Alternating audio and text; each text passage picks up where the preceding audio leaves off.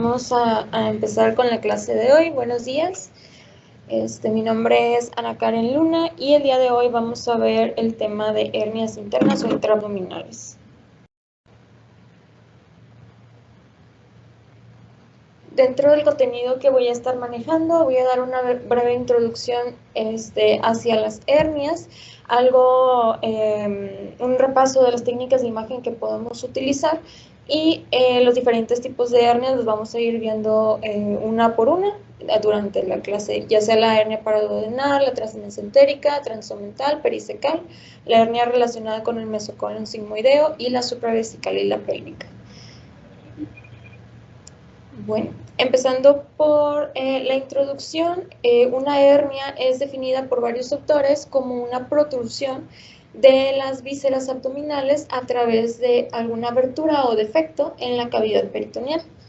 Estos defectos o aberturas pueden ser de dos tipos, ya sea congénito o adquirido. Los congénitos incluyen un foramen normal, alguna fosa peritoneal inusual, que se relacionan con un fallo en la fusión peritoneal. Y las adquiridas son defectos relacionados a algún traumatismo, alguna cirugía que haya tenido el paciente o procesos inflamatorios también.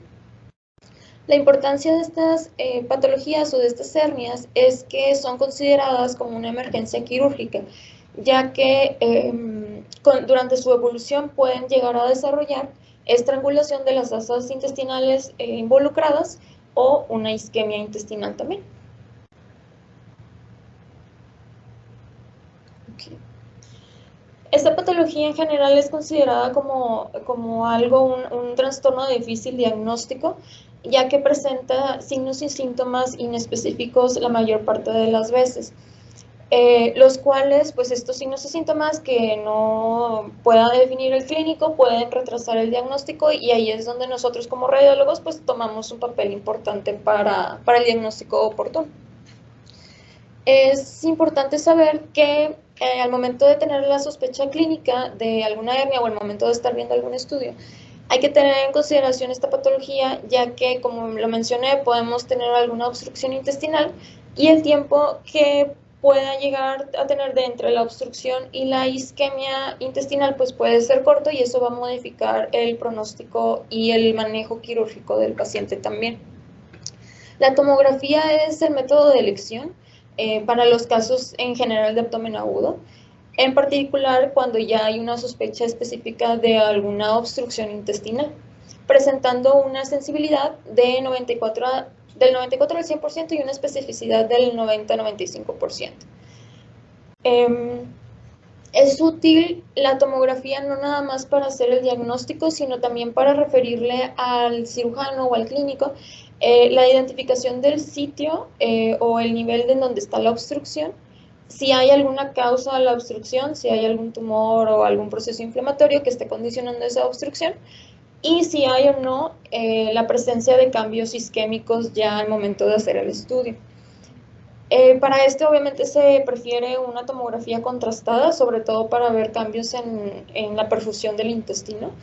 Y no nada más tenemos la tomografía simple contrastada, sino que también podemos manejar reformateos para mejorar nosotros la visualización de esta patología, ya sea el MPR, que es el reformateo multiplanar, el MIP o la proyección de máxima intensidad, y las imágenes reconstruidas en 3D como el VR, que es el Volume Rendering. En caso de que el paciente pues, no se pueda inyectar contraste, ya sea por alergias o alguna tasa de filtrado baja, pues obviamente la tomografía simple es la segunda opción. Y bueno, hay varios autores que en sus artículos manejan diferentes protocolos. Por ejemplo, es de la doctora Mónica Lanceta y colaboradores, en donde ellos usaron este protocolo para hacer sus estudios y valorar los diferentes tipos de hernias que pues, nosotros vamos a estar viendo durante la clase. Esos protocolos varían ya sea en institución, varía por el equipo utilizado, cada marca pues tiene su propio protocolo. Esto es lo que manejan ellos. quería compartirles, de hecho ayer me encontré unos artículos en donde hablan de diferentes protocolos que podemos utilizar, no nada más en abdomen agudo, sino en tórax abdomen en general, por si los quieren revisar. Y bueno, en general, los hallazgos por tomografía de alguna hernia intraabdominal puede ser alguna masa en forma de saco o un grupo de asas intestinales en alguna ubicación no normal, o bueno, en la ubicación anormal, así como convergencia de estructuras vasculares y grasa mesentérica a través del defecto que estemos viendo. También podemos ver desplazamiento de órganos adyacentes por el efecto de masa que esté haciendo esas asas intestinales en localización anormal o la torsión de algunas estructuras, sobre todo las vasculares. Hay diferentes clasificaciones para las hernias, varios autores las describen. Hay algunos autores que describen algunas que ellos consideran como no sistemáticas o no prácticas para la evaluación radiológica. Una de ellas es la clasificación de Garemani and Meyers, en donde ellos simplemente describen las hernias conforme su nombre. La paraduodenal, la hernia de Winslow, la pericecal, la relacionada con el mesocolon sigmoides, la transmesentérica, transomental y la supravesical y pélvica. A comparación, por ejemplo, de esta otra, que bueno, no tiene nombre propio, sin embargo clasifica las hernias de acuerdo a la localización del orificio de cada hernia. Algunos autores la consideran útil, pero ya más que todo para la interpretación con el cirujano, o sea, decirle la localización exacta del defecto. Sin embargo, ya hablando de radiología, el autor Doishita maneja esta clasificación como la más sistemática radiológicamente. En esta lo que hace es abordar la clasificación de acuerdo al foramen del defecto que estemos viendo, ya sea que tenga un foramen normal, que tenga una fosa o receso peritoneal hacia el retroperitoneo, y también maneja una tercera que es la apertura anormal el ligamento mesentérico o peritoneal, y de acuerdo a esto pues clasifican ellos cada tipo de hernia, como lo vemos aquí.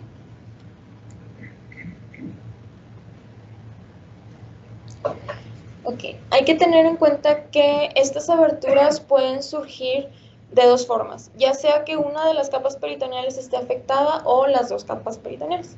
Entonces, estas hernias internas asociadas a un defecto se subcategorizan en dos tipos: el tipo transmesentérico, o también llamado como fenestra, y el intramesentérico o en bolsa. Okay, aquí vemos mejor un diagrama en donde se describen este tipo de defectos, como lo vemos en la figura A. Como lo vemos en la figura A, que es del tipo transmesentérico o fenestra, las dos capas, esto es el peritoneo de aquí, estas dos líneas como azules o celestes, las dos capas van a tener defecto y por el defecto va a pasar el intestino delgado, y como lo podemos ver, pues adquiere como una distribución irregular, libre el intestino, a diferencia de la figura B, que es el que maneja la intramesentérica o en tipo bolsa, en donde vemos que uno de las capas peritoneales es la que tiene el defecto, sin embargo la segunda capa está completa, está como alargada por lo mismo de que está pasando el intestino, pero no vemos ningún defecto o una discontinuidad en la capa peritoneal, por lo cual el intestino que pase por el orificio va a adquirir una forma como de bolsita o de saco. Y eso obviamente nosotros ya en la tomografía pues lo vamos a ver de esa distribución o esa forma. Hay algunas hernias que son más frecuentes que otras. En primer lugar, la que se describe como la más frecuente es la paraduodenal, con un 53%. La pericecal es la segunda más frecuente con un 13% y el foramen de Winslow es del 8% junto con la transmesentérica y la transmesocólica. Las hernias pélvica, la supravesical, la relacionada con el mesocolon sigmoides o la transomental son mucho más infrecuentes. Se describen de 6%, por ejemplo, la pélvica y supravesical y la del mesocolon sigmoides, y la transomental es la más rara de todas, con un 1 a 4% de frecuencia. Este es el orden, digo yo, la verdad me olvidé de las clasificaciones que estaban manejando antes. Este es el orden en donde se me hizo como que más fácil manejar la clase. Entonces vamos a empezar viendo la hernia paraduodenal, que como ya lo mencioné, es la más frecuente, hasta un 53%. Esta hernia es la única de todas las demás que maneja ¿cómo se llama? Una predisposición de sexo. Es más frecuente en hombres que en mujeres, con una relación de 3:1, y esta se va a dividir en dos subtipos, la izquierda y la derecha. La izquierda dentro de las paraduodenales es la más común, con un 75%, y la derecha es un poquito menos frecuente, con un 25%.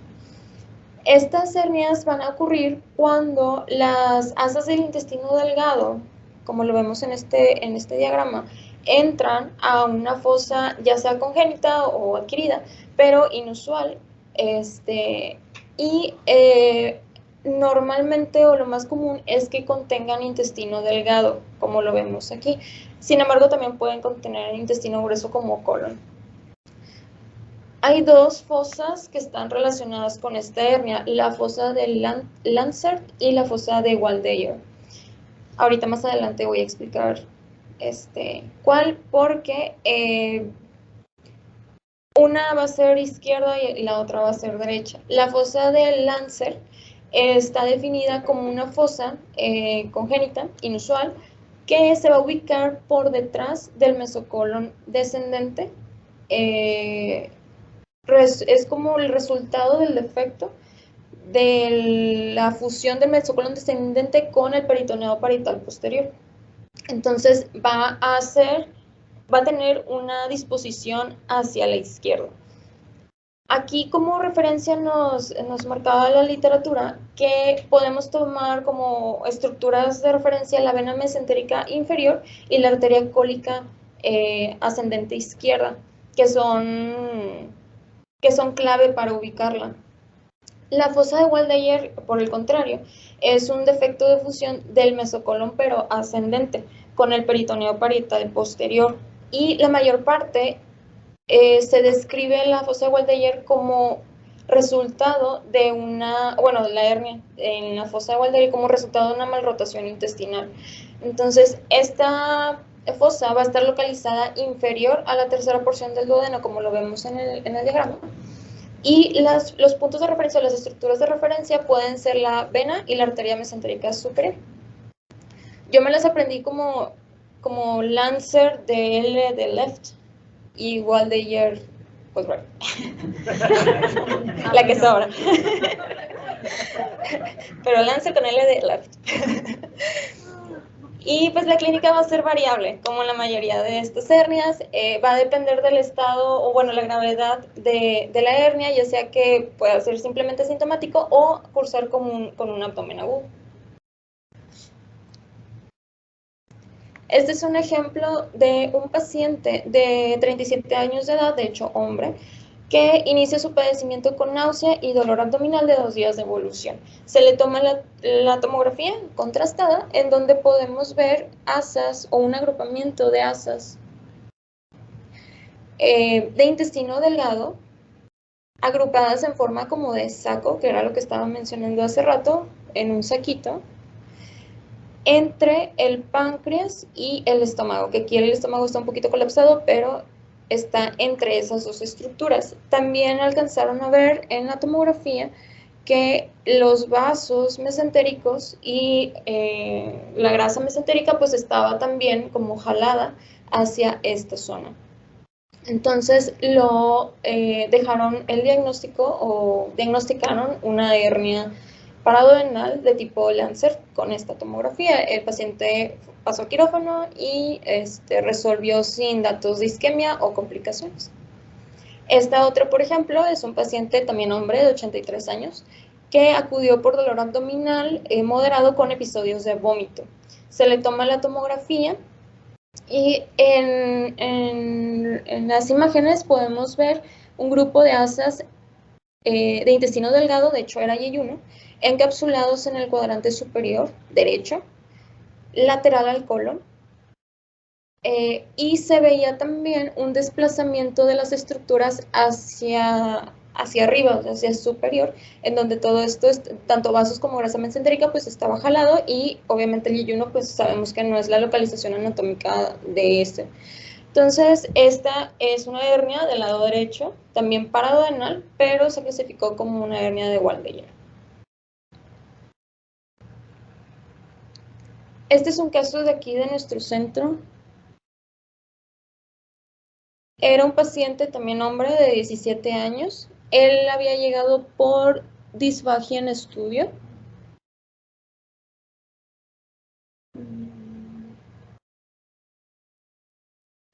Y podemos ver, parecido al caso que había puesto anteriormente, podemos ver cómo entre el páncreas y la cámara gástrica se ven múltiples asas de intestino delgado, todo esto de aquí. Todo eso eran asas de intestino delgado, que son asas de yeyuno en localización anormal, y se clasificó como una hernia paraduodenal de la fosa de Lancet. Y como hallazgo adicional también se le diagnosticó o se le observó un riñón en herradura, pero como hallazgo incidental. La segunda hernia que vamos a ver es la pericecal. Esta va a representar el 13% de todas las hernias, y con ella se han descrito 4 recesos diferentes que han sido formados por peritoneo. El primero, por ejemplo, es el receso iliocecal superior. Es este de aquí, este receso iliocecal superior, que de hecho también lo vemos acá abajo, pero este ya es patológico. Este es como normalmente se ve. Este ya tiene una hernia, asas de intestino ahí, asas de intestino dentro de ella. El receso iliocecal inferior, que es este de aquí abajo. El receso retrocecal, aquí con el número 3, y los surcos paracólicos. Los surcos paracólicos simplemente son surcos que hay entre lo que es el marco colónico y la pared posterolateral del abdomen. Pero aquí también podemos tener defectos y también podemos tener hernias. Las características diagnósticas de cada uno de estos recesos y el tratamiento quirúrgico no difieren, independientemente si es del receso iliocecal superior o del receso retrocecal, el tratamiento va a ser el mismo. Usualmente se presenta como un cuadro clínico con dolor abdominal, intenso, sobre todo en el cuadrante inferior, que puede estar asociado también a distensión abdominal, náuseas y vómito, va a depender.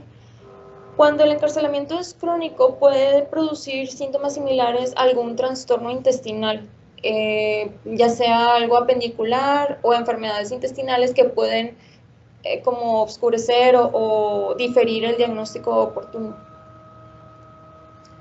En la tomografía en general podemos encontrar asas en apariencia como en forma de saco que van a estar desplazando al ciego y al colon hacia adelante o medialmente también. Como lo vemos en esta tomografía, este paciente tenía 80 años y él había presentado un dolor abdominal bajo del lado derecho de un día de evolución y vómito. Y podemos ver en esta tomografía contrastada en cortes axiales cómo las asas de intestino delgado están pasando por detrás del marco colónico o del colon ascendente. Entonces, se operó al paciente, pues se pasó al quirófano y se dejó clasificado como una hernia pericecal, sin complicaciones. Okay, la siguiente es la hernia de Winslow. Esta es un poquito más rara, hasta el 8%. Y este es el tipo más común de hernia, pero del saco menor, en donde las vísceras entran al saco menor a través del hiato de Winslow. Este hiato de Winslow también lo podemos encontrar en la literatura como foramen epiploico, es lo mismo. Y es una abertura congénita que está ubicada debajo del borde derecho del receso superior del saco menor, inferior, de hecho aquí tengo una imagen, inferior al hígado, al lóbulo caudado, al hígado, anterior a la vena cava inferior, superior a la segunda porción del duodeno y posterior al ligamento hepatoduodeno. Y aquí tenemos el hiato. Normalmente este hiato es permeable, pero normalmente está obliterado por las estructuras que lo conforman y por la presión intraabdominal, pero es fácilmente que alguna estructura pueda entrar por ahí, si las condiciones se presentan. Y representa la única comunicación entre las cavidades peritoneales mayor y las menores. En esta patología, el intestino delgado es el que más frecuentemente está involucrado, de hasta un 60 al 70%. El colon ascendente o el ciego también pueden estar involucrados, pero es un poquito más raro. Se reporta que hasta un 25 y 30% pueden estar afectados. Los síntomas son muy parecidos a los que ya se han descrito anteriormente, ya sea un dolor agudo que puede ser progresivo o inmediato. Aquí la diferencia es que también podemos tener una ictericia obstructiva, por lo mismo de que el hilio hepático puede estar como comprimido o desplazado. E incluso puede haber casos en donde haya trastornos al momento del vaciamiento gástrico o trastornos intestinales por la compresión que puede haber. Depende también de cuántas asas estén ahí adentro, el tamaño del defecto, pero pueden comprimir la cámara gástrica o el duodeno. Entonces también puede presentar al paciente algo de malestar intestinal por lo mismo. Se han descrito varios factores de riesgo en este caso, ya sea que el foramen congénitamente esté agrandado, que el mesenterio del intestino delgado sea largo o tener un hígado derecho alargado, como alguna variante como el lóbulo de Riedel. También pueden predisponer a este tipo de hernias. Okay. Este paciente es un paciente de 74 años que presentó dolor abdominal intermitente. En esta tomografía contrastada podemos ver fácilmente cómo vemos aquí asas de intestino entre la vena cava inferior y la vena porta, y vean cómo la vena porta está desplazada anteriormente e incluso la vena cava también está como comprimida de este lado.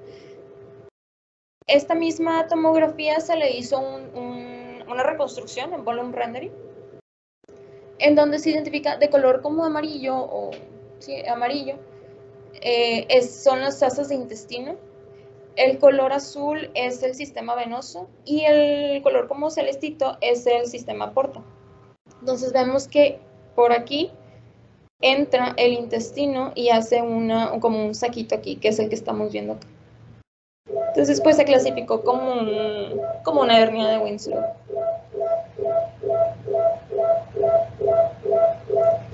Okay. La transmesentérica es otra de las hernias que también maneja un 8% de frecuencia. Esta hernia puede ser ya sea congénita o adquirida, pero esta va a involucrar las dos capas del intestino, las capas del mesenterio del intestino delgado.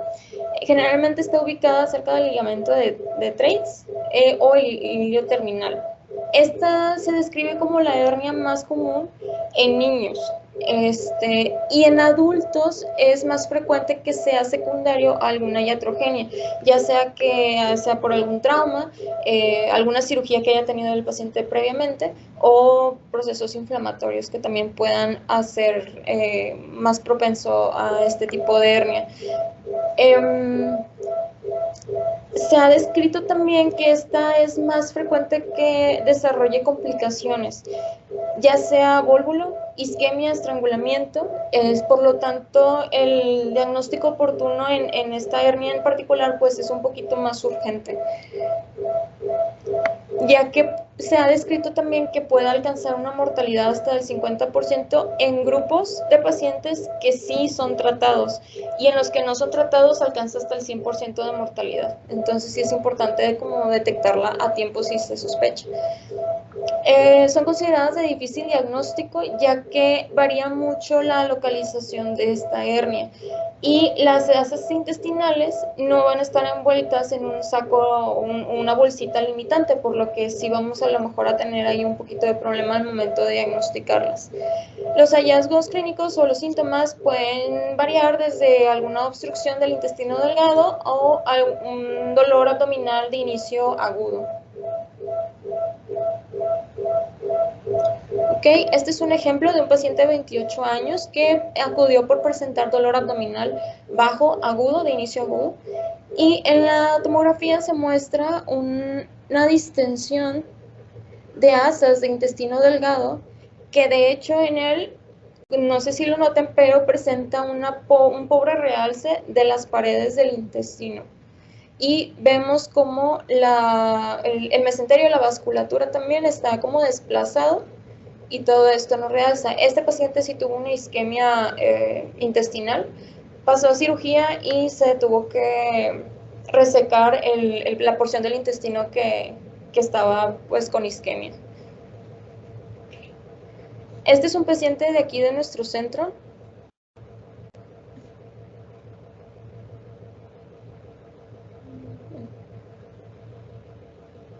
En donde había, bueno, él sí había acudido por dolor abdominal agudo. Se le diagnosticó un engrosamiento, como lo ven, un engrosamiento a nivel del ilio distal, como lo vemos aquí. Pero aparte de esto, este engrosamiento estaba ocasionando dilatación de las asas proximales, y como vimos ahorita que pasé así rapidito, esta forma como de Whirlpool, que de hecho es el signo de Whirlpool, en donde estaba indicándonos, o sea, nos indicaba en este estudio, pues es una hernia transmesentérica.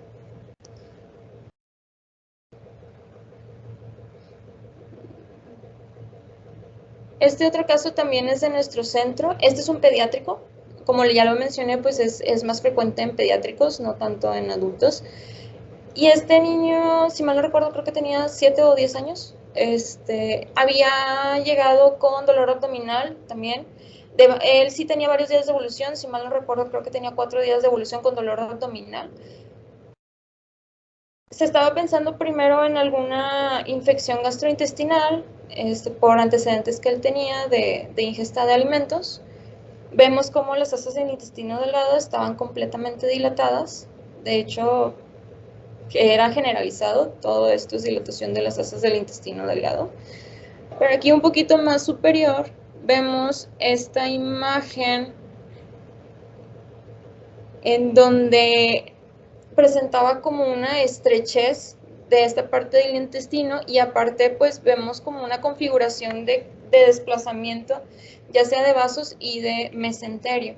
Este niño pasó a quirófano y por sospecha de obstrucción intestinal, y ya en quirófano se observó este defecto. Estas son asas intestinales pues normales.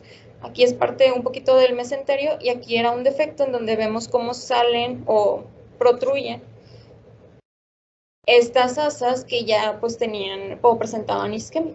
Fueron resecadas y pues el paciente al parecer evolucionó adecuadamente. Ok, las siguientes son las hernias pélvicas y supravesicales. Estas ya son un poquito más raras, hasta el 6%. En las pélvicas, primero describiendo las pélvicas, la hernia del ligamento ancho es el tipo más común, en donde en esta las asas del intestino, generalmente del intestino delgado, van a sobresalir a través de una abertura anormal en el ligamento ancho izquierdo o derecho del útero. Esta se describen varios factores de riesgo, ya sea que las mujeres pues, sean multíparas, de mediana edad, que hayan tenido algún traumatismo durante el parto, que hayan tenido manipulación o lesiones vaginales o antecedentes de enfermedades inflamatorias pélvicas también pueden relacionarse con este. Hay tres tipos, de estas hernias. El autor Hunt las describe como el tipo fenestra, que es la más común, el tipo bolsa y el tipo desacorneal. La fenestra van a estar involucradas las dos capas peritoneales del ligamento ancho. La tipo bolsa va a ser una sola capa y en esta las estructuras van a quedar atrapadas dentro del saco, como ya lo habíamos visto anteriormente. Y la del tipo de saco herniario, en donde es una doble capa del peritoneo que va a recubrir el intestino herniado. Por lo tanto, este último tipo, el de saco herniario, está considerado como una verdadera hernia. Esta clasificación puede variar de acuerdo a la fuente que se lea. Hay autores que nada más describen dos, la fenestra y la de la bolsa. La que es de tipo saco herniario, algunos autores no la describen, pero pues nada más para que sepan que esa también existe. Y bueno, ese es de acuerdo al grado del defecto. Hay otra, una segunda, que es esta que está aquí abajo, esta de aquí, que es una clasificación basada en la posición del defecto, ya sea el tipo 1, que sea caudal al ligamento redondo, el tipo 2, que sea encima del ligamento ancho, y el tipo 3, que sea entre el ligamento redondo y el ancho. Ya la tomografía, pues obviamente nos va a poder ayudar a observar este tipo de hernias. Y normalmente vamos a ver un grupo de asas dilatadas del intestino delgado que van a estar herniadas hacia la cavidad pélvica lateral al útero y pueden presentar un desplazamiento del recto sigmoide y del útero también. ¿Cómo lo vemos? Lo vamos a ver ahorita en un ejemplo cómo desplaza las estructuras. La supravesical, en esta el intestino va a sobresalir hacia abajo en un espacio alrededor de la vejiga a través de la fosa supravesical. Normalmente las tomografías van a mostrar asas intestinales con apariencia de saco que van a pasar al espacio de Retzius y se van a colocar enfrente de una vejiga, y esta vejiga puede estar comprimida también por las asas intestinales que estén haciendo efecto de masa.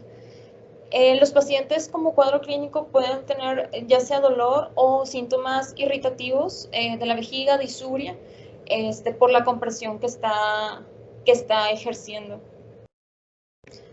Por ejemplo, es un caso de un paciente de 58 años con dolor abdominal intermitente, mujer. También presentaba vómito y tenía antecedente de 3 embarazos normales sin complicaciones.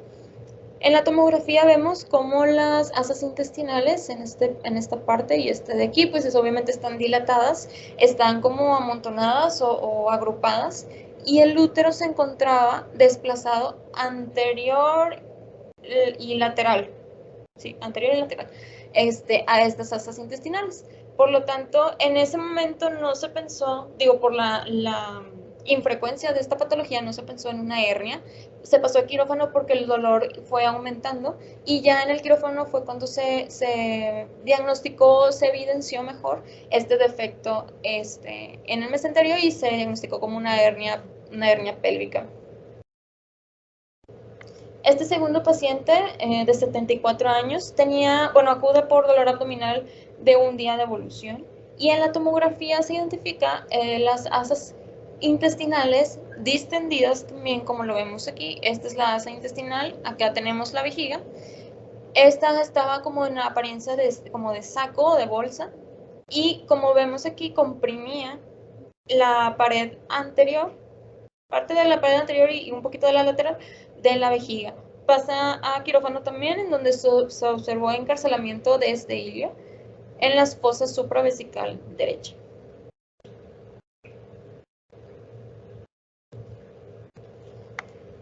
Ok, otra de las hernias es la relacionada con el mesocolon sigmoides. También va a representar un 6% de todas las hernias descritas. Y esta se va a definir, se va a dividir, perdón, en tres tipos. En el intersigmoide, el transmesosigmoide y el intramesosigmoide. El intramesosigmoide de estas hernias es de las más frecuentes. Y de hecho se describe radiológicamente como difíciles de distinguir, ya, o sea, entre estas tres, ya que presenta hallazgos por radiología muy similares entre ellas. Entonces, prácticamente el diagnóstico o la diferenciación de este tipo de hernias va a ser ya en quirófano.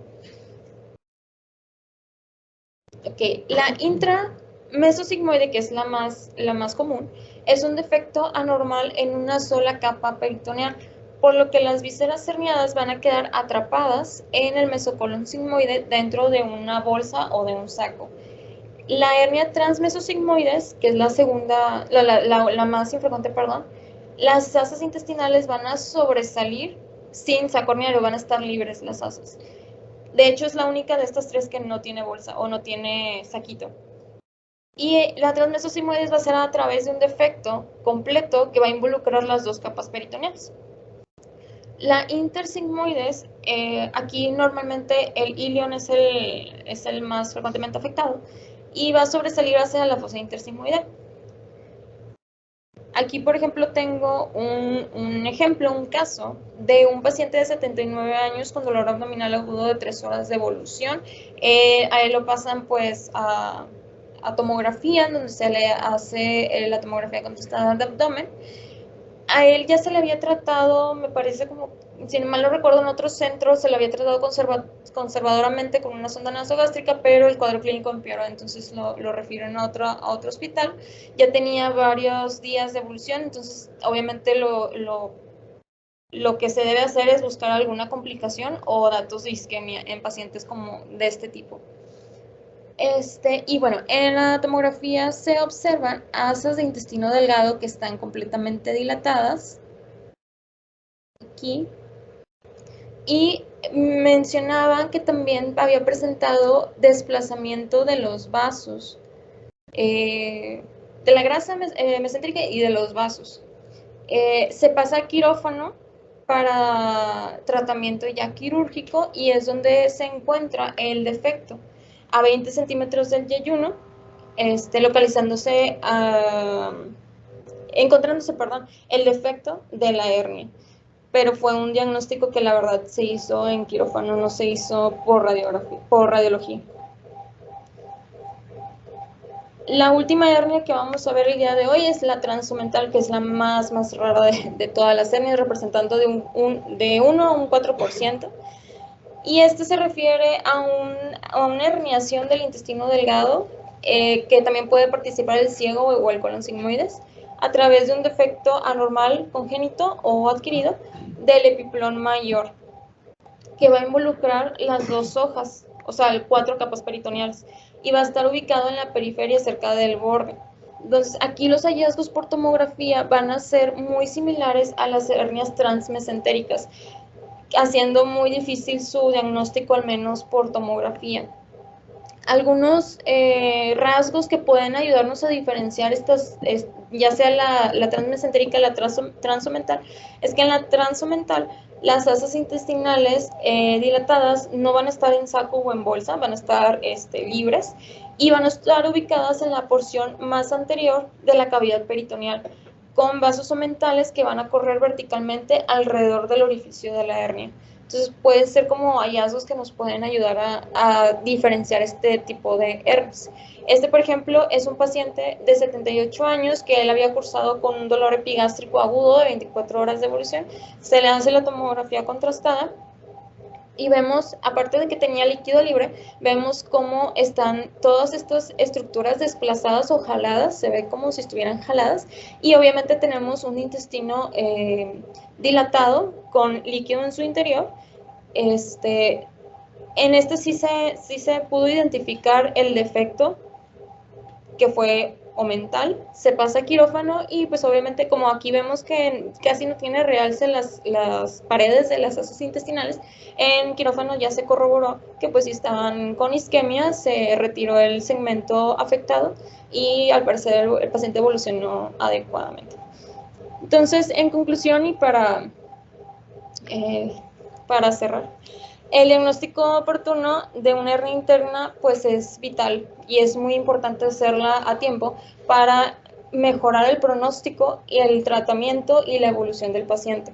Nuestro trabajo como radiólogos pues básicamente es orientar al médico tratante, al cirujano, al médico urgenciólogo, el que lo esté viendo, para poder hacer este diagnóstico y que el paciente, pues, si es necesario pasar a quirófano, en la medida de lo posible, pues algo rápido, ¿no? Y pues sería todo. Muy bien, Karen. ¿Puedes regresar un poquito, por favor? Sí, ¿cuál? Cualquier cosa. ¿Cuál?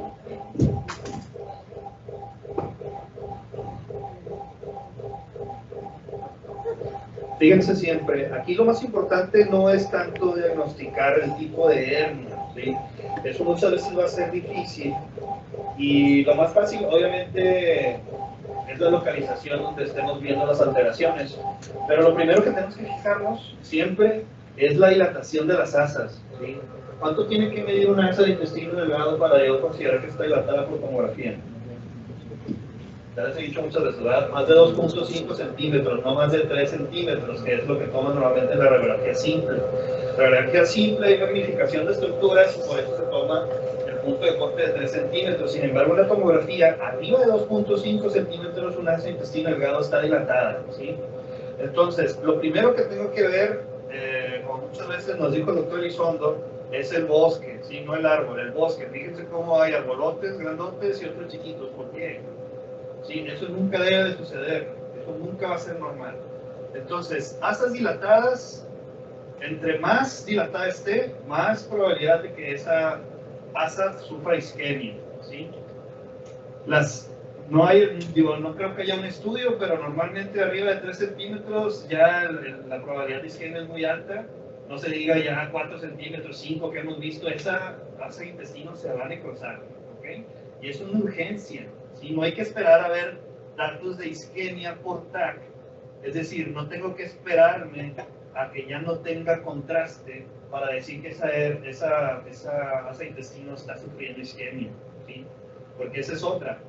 No porque al momento del estudio yo se lo hice, no significa que esa víscera no se vaya a isquemizar rápidamente, ¿sí? Entonces eso es una superurgencia. El caso del niño que veíamos con el niño pediátrico, ese niño, otra vez, lo más importante es la dilatación de asas. Dale para abajo, dale para abajo. Fíjense, otra vez, súper dilatadas. Es un niño de 7 años. Y ven el tamaño del asa de intestino. Entonces, este caso, cuando me lo comentaron, también veo asas de intestino por acá que no tienen dilatación, que está obstruido ese niño. No importa si es una hernia interna, no importa si es una banda, no importa si es herida. El punto es que está sumamente dilatado y si no lo operas se va a necrosar, como ya vieron en la imagen, ¿sí? Entonces, ahí nuestro papel, ahí estuve viéndolo yo un buen rato y el diagnóstico diferencial al final de cuentas fue o que estaba obstruido por heridas o que era una hernia transmesentérica. Resultó que sí era una hernia transmesentérica. Traten de seguir siempre el intestino, primero de proximal a distal. Sigan el estómago, sigan el duodeno, lleguen al ángulo de Treitz y traten de seguir todo lo que puedan las asas para poder ver qué sucede. Y después váyanse al colon, a la unión iliocecal y traten, así van como formando el caminito para ver qué está sucediendo, ¿sí? Pero tienen que verlo en coronal, en axial, sagittal, si no nunca van a sospechar este tipo de hernias. Sin embargo, lo más importante que les quiero decir es datos de obstrucción intestinal. Es cuando tengo que sospechar que hay hernia o algo está sucediendo, no es normal, está dilatado. Obviamente, si ya lo veo con isquemia, si veo neumatosis, si veo aire libre, porque está perforado. Pero el punto es que esto es una urgencia absoluta y hay que hablarle al cirujano. ¿sí? Se te va a necrosar, se te va a perforar ese paciente. Esa vez se le habló, se operó, se tardó un poquito, pero se tuvo que hablar directamente. Entonces no se esperen de que, no, pues ve aquí. Si ven estos grados de dilatación intestinal, es una urgencia. ¿Cómo quedó el intestino por el que sigue? Ahí todavía tenía realce, pero vean, ya cuando lo operaron, ya todo necrosado. ¿Okay? Entonces eso es de lo más importante. Obviamente la diferenciación de los tipos de hernia, si es paraduodenal, Lancer, Leyer, o si es de Winslow, etcétera, pues eso toca a nosotros anatomía, revisarla, ¿sí? Y para poder sospechar cada un tipo exacto, pero no es lo más importante es detectar los datos de obstrucción intestinal, ¿sí? Que es mecánica, ¿okay? Ustedes han visto también íleos, por ejemplo, metabólicos, paralíticos, pero nunca se va a dilatar de esa manera. Entonces, cuando se dilata así de severo, es porque está obstruyendo algo en algún punto. Entonces hay que tratar de seguir siempre el intestino, de proximal a distal y de distal a proximal para tratar de encontrar ahí los caminos y ver qué está sucediendo, ¿sí? También otra cosa bien importante, pon la transomental otra vez, la última.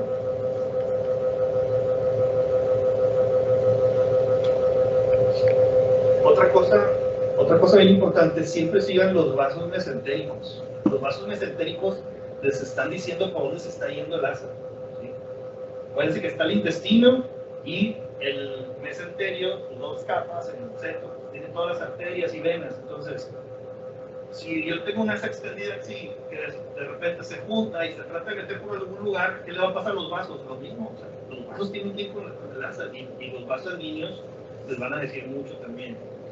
Otra cosa bien importante, acuérdense que el mesenterio es un órgano móvil, ¿sí? El intestino delgado pues, tiene el mesenterio, si tú te pones de lado, etcétera, se puede mover, ¿sí? Muchas veces van a ver o la vena mesentérica superior, la arteria mesentérica superior, que hace un pequeño twist. Eso no significa que está, ni que tiene un vólvulo, ni que está obstruido, ni nada, porque ¿qué tengo que buscar? ¿Qué tengo que tener aparte? Dilatación, datos de obstrucción intestinal, ¿sí? Porque esas muchas veces lo veo y luego, oye, de repente, no sé, por ejemplo, el receso acá retrocecal, puede tener un asa de intestino ahí, son variantes, no está obstruido, el paciente ni viene por eso. No voy a decir, sí tiene una hernia retrocecal porque lo acabo de ver en la clase.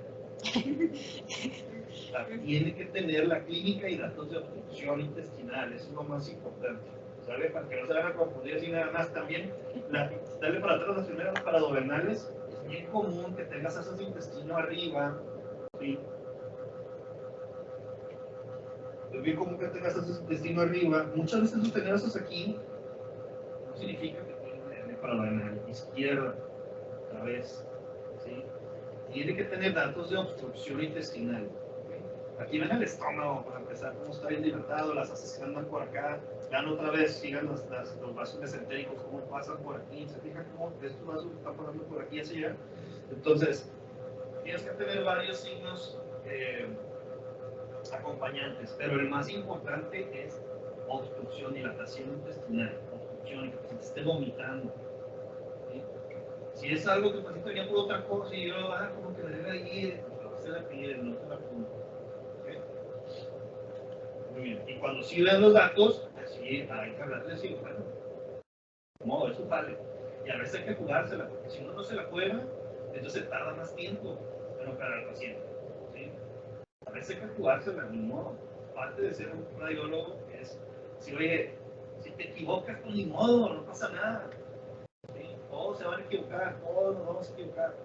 Pero el punto es que hay que equivocarse, pero tampoco hay que ser miedosos de, no sé qué, el paciente, ese paciente si no lo operan rápido se muere, el niño se muere, se perfora, se muere, así fácil, no lo vas a poder parar esa infección. Entonces a veces sí hay que jugárselo, pero ¿cómo me lo voy a jugar? Cuando tenga todos los datos clínicos, estoy viendo los datos tomográficos, ¿verdad? No cuando, nada más veo ahí más o menos y fíjate la pena, compadre, porque cuando, ahí sí te voy a decir, ¿cuál evidencia tenía? No, pues más o menos estaba ahí medio raro, pero no tenía dilatación y tenía entonces, pues ahí no. Pero cuando si tienes todos los datos de obstrucción de que, es que, pero no importa porque esa es la obstrucción, está súper dilatado, si no lo operas se va a perforar. Esto es bien importante. ¿Sí? Y pues nada más. No sé si hay algún otro comentario, alguna duda, pregunta.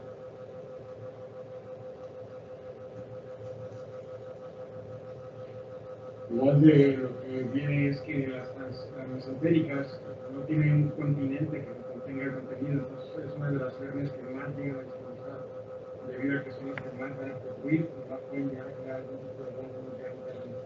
Otra de las cosas que a mí me ha servido mucho es cuando pongo en máximo limit, veo cualquier angulación que se esté generando a través de las arterias como el hiperrotor y eso en algunas ocasiones